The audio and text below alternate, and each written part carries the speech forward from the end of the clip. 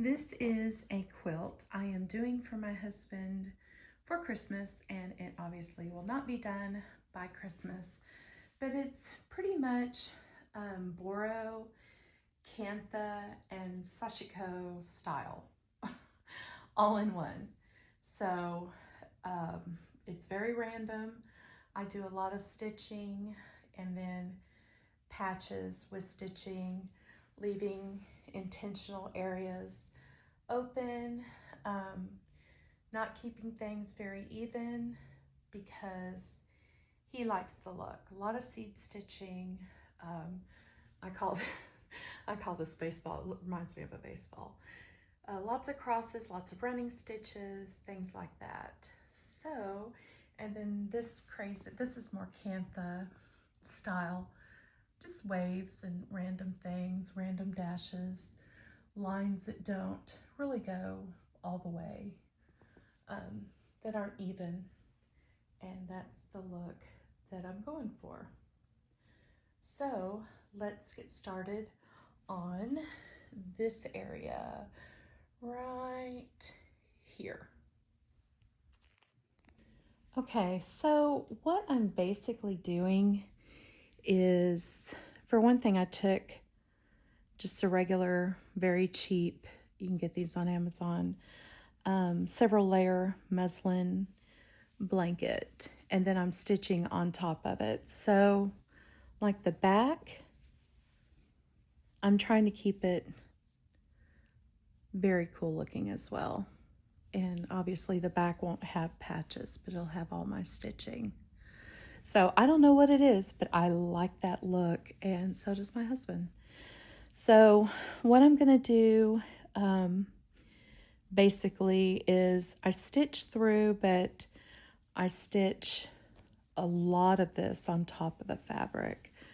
So especially if I transition to a new row, to keep it from going, my thread stretching way over to start a new row or whatever, I keep the thread in between the 6 layers here of muslin. I hope that makes sense. It's also where I hide my knots. So for instance, I will show you here, I'm wanting to do a series of cross stitch and running stitches, so, or dashes, however you want to call it. So I'm going to start and what helps with this too is this has like these natural, you see how it indents there, like muslin does? It naturally goes exactly straight across, so I don't necessarily have to draw on this with either disappearing ink or whatever. I can just follow that. And again, if it's not very even, that's fine too. So what I do to hide my knot is I don't go all the way through. I start just going under that very first layer. And then what I do, and this gets kind of hard sometimes to do because sometimes it'll pull the muslin threads, but I just barely put it in. And so that knot stays under there, and then I can continue. So let's start with a dash so I can anchor that down all the way. And then I will go to an X or a cross, however you want to call it.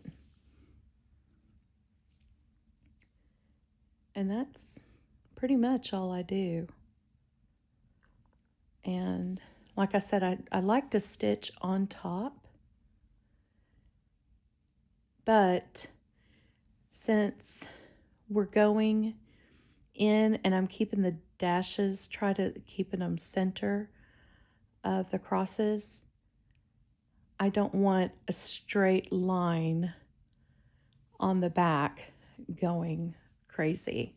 So I'm going to get just under these first few layers, make sure the needle doesn't show on the back, and then start it. And then I will go down again. Well, no, I said I would, but I'm going to go over this way and My Roku device is going crazy. Let me turn that down. Okay, so again, I don't want diagonal lines on the back of this. I mean, I could, and it would be a very interesting, but usually in Sashiko, you want a real pretty pattern on the back as well, if you decide to show the back of your project. See, now like this, I can go all the way down because I don't mind the dash being shown on the back of it. And so I didn't get that X quite even with this one, but that's okay. I'm not going to, instead of restarting it, again, I want this to look as natural as possible. So I don't want a perfect quilt or a perfect pattern. I want this to look homemade. And that is basically the look I'm going for him. See, I'm not going all the way through on the back, but I do need to start higher. Let's see, we started on this indentation of the fabric, so let's go up. I hope I'm making sense. I never can talk and sew at the same time. If you know me, you know me. Or if you know, you know. That's kind of, it's hard for me. It's a challenge for me. So, okay. So see, I didn't go all the way through. So then what you have is you have a pretty pattern here. Oh goodness, I hope I'm in frame. I'll have to edit it if not. And then you have just some little random straight dashes underneath. So for like seat stitch, that doesn't matter because it's going to show like a seat stitch on the back. So, but this one, you would have diagonals, dashes. It would just look crazy unless you were doing something intentionally, and this is not intentional. So, and this is what I kind of, you know, if you're wondering, how do I know what to use, what pattern to use, what material? For one thing, my husband picked out all this material. It's either out of old shirts or just fabric that we had. So the only cost really in this is the thread and then this muslin fabric. And I got it on Amazon for what, $18.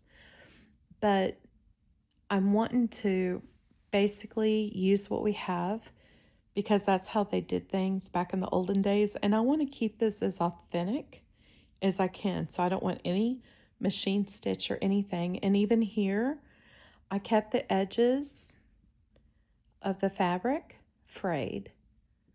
Okay, because I like that look. That's a very Boro look, and I like that, and he likes it. So so it's really a simple project that, you know, if you're a beginning quilter or even an advanced quilter, if you like that primitive look or the old-fashioned look where how they used to do things back in the day, this would be perfect for you.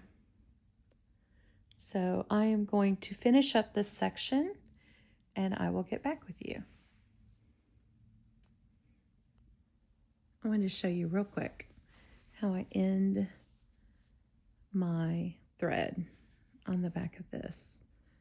So I do little tiny seed stitch. I don't go all the way to the front. This is the back of the quilt. So I just do little tiny seed stitch here. So I do little tiny, and then I run it through again. And then what I do is I run my needle in between the layers of fabric.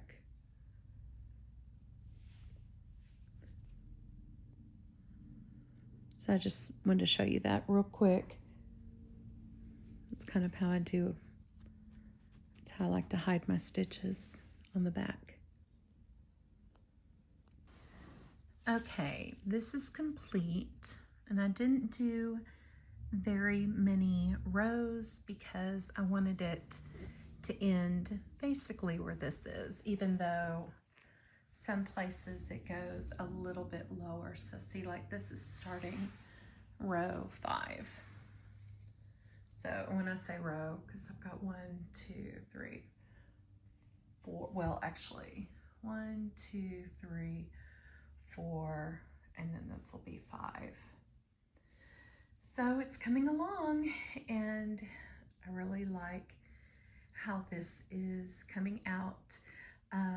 If you haven't subscribed, please subscribe, and you can see how this turns out. I've got quite a bit ways to go.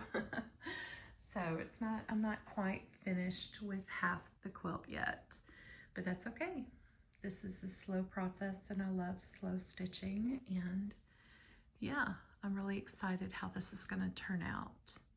So thanks for watching, and we will see you next Friday's Flosstube.